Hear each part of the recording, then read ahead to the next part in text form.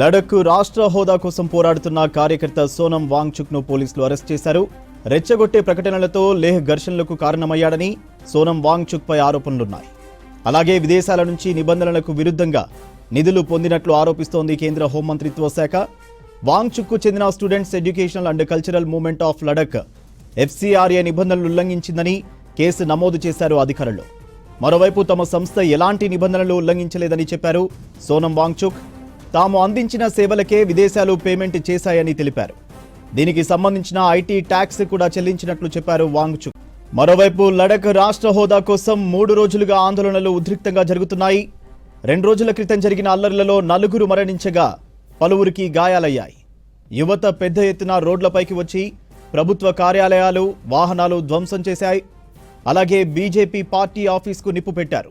దీంతో లడఖ్లో శాంతి భద్రతలు రక్షించడానికి కర్ఫ్యూ విధించింది కేంద్ర ప్రభుత్వం. పెద్ద ఎత్తున భద్రతా దళాలను మోహరించారు అధికారులు. డీటెయిల్స్ మదార్ అందిస్తారు. మదార్, వాంగ్చుక్ అరెస్టుపై అప్డేట్స్ ఏంటి?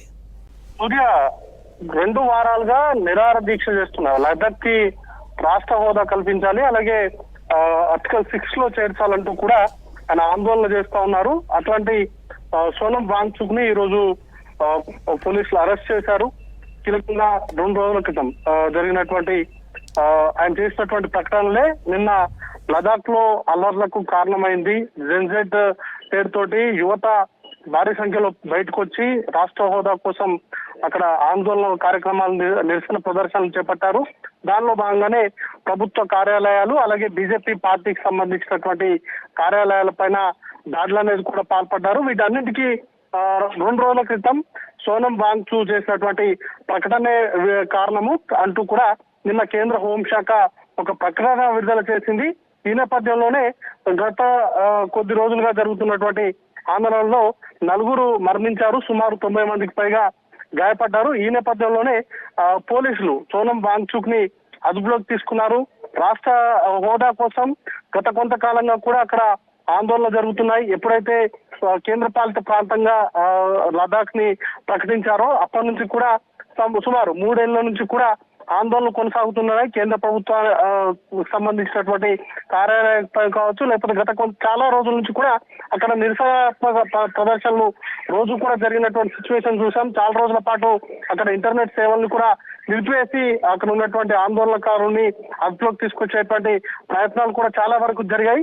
అయితే ఇటీవల కాలంలో ఈ ఆందోళనకు సంబంధించి సోనం వాంగ్చుక్ ఎప్పుడైతే తను నిరాహార దీక్ష కూర్చున్నారో అప్పటి నుంచి కూడా ఆయన చేస్తున్నటువంటి ప్రసంగాలు కావచ్చు, ఆయనకు సంబంధించినటువంటి సోషల్ మీడియా టీమ్స్ కావచ్చు, చేస్తున్నటువంటి వాటిపైన పెద్ద ఎత్తున ఆందోళన అనేది కూడా వస్తున్నాయి. వాటిని మోటివేట్ గా చేసుకుని ఈ అంతా ఆందోళన జరిగినట్టుగా కేంద్ర హోంశాఖ ఒక ప్రకటన అయితే విడుదల చేసింది. దానికి సంబంధించి ఆయనకు సంబంధించినటువంటి NGOకు సంబంధించి కీలకంగా ఆర్థిక లావాదేవీలకు సంబంధించి విదేశాల నుంచి పెద్ద ఎత్తున నిధులు ఆ సంస్థకు వచ్చాయి. వాటితోటే విదేశీ శక్తులు ఈ కుట్రలో పాల్పంచుకుంటున్నారు అనేటువంటి ఆరోపణలు కూడా ఉన్నాయి. వీటన్నిటికి సంబంధించి సోనం వాంగ్చుక్ సంబంధించినటువంటి టీం ఖండించారు. తమ NGOకు సంబంధించి పూర్తి స్థాయిలో వచ్చినటువంటి నిధులకు సంబంధించి కావచ్చు, లేకపోతే వాటి అన్నింటికి సంబంధించి ఐటీ రిటర్న్స్ ని ఫైల్ చేశాము. కేంద్ర ప్రభుత్వం తమ NGOకు సంబంధించి చేస్తున్నటువంటి ఆరోపణలు ఏవైతే ఉన్నాయో వాటన్నింటినీ కూడా తప్పుపట్టింది. The student education and cultural movement of Ladakh సంబంధించినటువంటి సంస్థ పైన ఏవైతే చర్యలు చేపట్టారో తీవ్రమైనటువంటి ఆర్థిక ఆరోపణలు చేయడంతో పాటు విదేశీ నిధుల నియంత్రణ చట్టానికి సంబంధించినటువంటి ఉల్లంఘనలు జరిగాయి. వాటికి సంబంధించినటువంటి లైసెన్స్ ను కూడా రద్దు చేసింది. వాటితో పాటు కేంద్ర హోంశాఖ ప్రధానంగా వాంగ్చుక్ పేరును తీసుకురావడానికి కూడా ఆ సంస్థ తప్పుపట్టింది. అసలు సమస్యలను పక్కన పెట్టి కావాలనే ఇవంతా కూడా తప్పుతో పట్టించే విధంగా కేంద్ర ప్రభుత్వం చేస్తుందనేటువంటి ఆరోపణలు ఉన్నాయి. చూడాల్సి ఉంటుంది, ఎందుకంటే ఇప్పటికైనా ఆందోళనలు సర్దుమనుతాయో లేదా అన్నది కూడా చూడాలి. అయితే లదాఖ్ కు సంబంధించి ప్రజలు ఏవైతే కోరుకుంటున్నారో వాటన్నింటినీ కూడా నెరవేర్చేందుకు కేంద్ర ప్రభుత్వం చర్యలు తీసుకుంటుంది అనేటువంటి అర్థం వచ్చేలాగా నిన్న ఒక ప్రకటన అయితే వచ్చింది. బట్ ఆ దిశగా అయితే వాటికి సంబంధించి అక్కడ ఉన్నటువంటి ప్రజలు స్టేట్ హుడ్ ని కోరుకుంటున్నారు. సెక్షన్ 6 లో చేర్చాలి, ఆర్టికల్ 6 లో చేర్చాలి అనేటువంటి డిమాండ్స్ కూడా ఉన్నాయి. వాటికి సంబంధించి కేంద్ర ప్రభుత్వం నుంచి ఎలాంటి స్పష్టమైనటువంటి ప్రకటన రాలేదు. సూర్య, లడఖ్ రాష్ట్ర హోదా కోసం పోరాడుతున్న కార్యకర్త సోనం వాంగ్చుక్ ను పోలీసులు అరెస్ట్ చేశారు. రెచ్చగొట్టే ప్రకటనలతో లేహ్ ఘర్షణలకు కారణమయ్యాడని సోనం వాంగ్చుక్ పై ఆరోపణలున్నాయి. అలాగే విదేశాల నుంచి నిబంధనలకు విరుద్ధంగా నిధులు పొందినట్లు ఆరోపిస్తోంది కేంద్ర హోంమంత్రిత్వ శాఖ. వాంగ్చుక్కు చెందిన students educational and cultural movement of Ladakh FCRA నిబంధనలు ఉల్లంఘించిందని కేసు నమోదు చేశారు అధికారులు. మరోవైపు తమ సంస్థ ఎలాంటి నిబంధనలు ఉల్లంఘించలేదని చెప్పారు సోనం వాంగ్చుక్. తాము అందించిన సేవలకే విదేశాలు పేమెంట్ చేశాయని తెలిపారు. దీనికి సంబంధించిన IT ట్యాక్స్ కూడా చెల్లించినట్లు చెప్పారు వాంగ్చుక్. మరోవైపు లడఖ్ రాష్ట్ర హోదా కోసం 3 రోజులుగా ఆందోళనలు ఉద్రిక్తంగా జరుగుతున్నాయి. 2 రోజుల క్రితం జరిగిన అల్లర్లలో 4 మరణించగా పలువురికి గాయాలయ్యాయి. యువత పెద్ద ఎత్తున రోడ్లపైకి వచ్చి ప్రభుత్వ కార్యాలయాలు, వాహనాలు ధ్వంసం చేస్తున్నారు. అలాగే బీజేపీ పార్టీ ఆఫీస్కు నిప్పు పెట్టారు. దీంతో లడఖ్లో శాంతి భద్రతలు రక్షించడానికి కర్ఫ్యూ విధించింది కేంద్ర ప్రభుత్వం.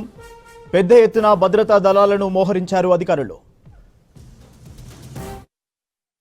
उन लोगों के साथ कुछ वादे हुए जिस तरह हमारे साथ हुए। अब समझ में नहीं आता मरकज की हुकूमत की क्या मजबूरी है कि वादे करने के बाद वो उन वादों से मुकर जाते हैं। हिल काउंसिल के इलेक्शन से पहले मरकजी एक वजीर ले गए थे क्योंकि वहाँ लोगों ने इलेक्शन बॉयकॉट करने का फैसला किया था। लोगों को इलेक्शन में लड़ने के लिए, लड़वाने के लिए कुछ वादे हुए। लोगों ने बढ़ चढ़ के इलेक्शन में हिस्सा लिया, न सिर्फ हिस्सा लिया बल्कि बीजेपी को कामयाब किया, लेकिन वो वादे वहीं रह गए। ठीक जिस तरह हमारे साथ भी कुछ वादे हुए थे जिसके बुनियाद पे लोगों ने इलेक्शन में हिस्सा लिया, जिसके बुनियाद पे हमने यहाँ पे हुकूमत बनाई। लेकिन अब समझ में नहीं आता क्या मजबूरी है मरकज की कि वादा करने के बाद वो उन वादों पे अमल नहीं करते। LOP साहब पहले ये समझाएं कि ये नौबत आई क्यों।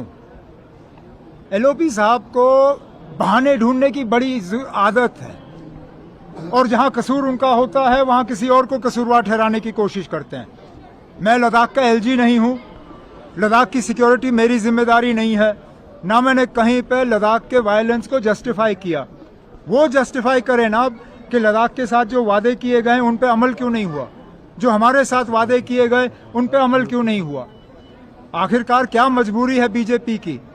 क्या इतना ही कसूर है जम्मू कश्मीर के लोगों का कि LOP साहब LOP हैं, CM नहीं है?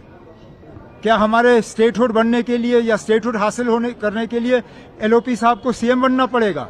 अगर यही है तो बताएं अदालत में कि जब तक हुकूमत नहीं बनती बीजेपी की तब तक जम्मू कश्मीर को स्टेटहुड नहीं मिलेगा। हम तो कम से कम उनको इख्तियार में आने की इजाजत नहीं देंगे। अगर इसके लिए वो हमारा स्टेटहुड जो है वो रोक के रोकें, हम अपना काम वैसे भी चला लेंगे। ये तो सोनम वांगचुक को फॉरेन फंडिंग के लिए परमिशन भी NDA सरकार ने ही दिया, यूनियन होम मिनिस्ट्री ने दिया है। और अब इस एपिसोड के बाद में जबकि उसने खुद कहा, उसने अपील किया कि मुझे अरेस्ट करने से हो सकता है इस खत्ते में सिचुएशन खराब हो, मुझे खुला छोड़ने से, क्योंकि मैंने कभी हिंसा को मतलब प्रायोरिटी नहीं दी है, हमने पीसफुल तरीके से अपने डिमांड्स को रखा है।